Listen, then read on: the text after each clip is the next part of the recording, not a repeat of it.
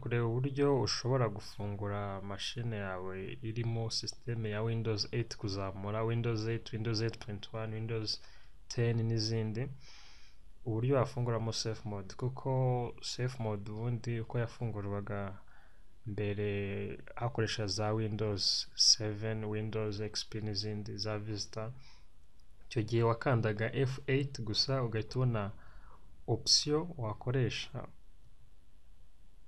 winjira muri SafeMode, ariko muri Windows 8 kuzamura iyo ubikoze ugakanda F8 nta mahitamo baguha yo guhitamo SafeMode.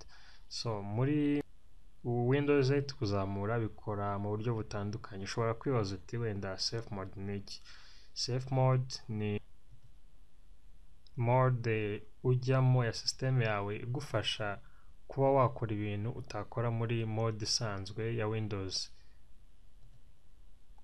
Hari impamvu nyinshi zitandukanye zituma wakwifuza kujya muri SafeMode. Urugero nko muri mode isanzwe ushobora gushaka gusiba file iyo ari yo yose cyangwa folder bikanga, bitewe n'impamvu runaka, wenda kuko iri muri file za system, cyangwa se ari nka virusi, cyangwa se hari n'ibindi bintu ukora bitandukanye muri mode isanzwe bikanga. Iyo ugiye muri SafeMode ukabikora birakunda.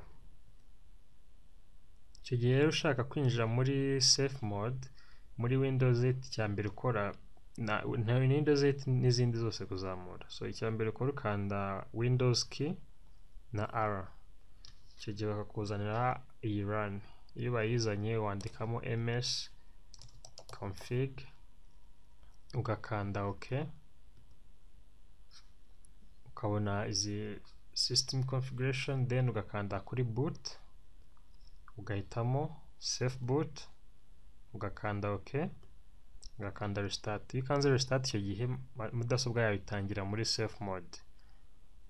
Kugira rero ubikure muri SafeMode nanone uwongera ugasubiramo iyi step by step ko tubikoze, ariko noneho ubikora muri SafeMode, ukaza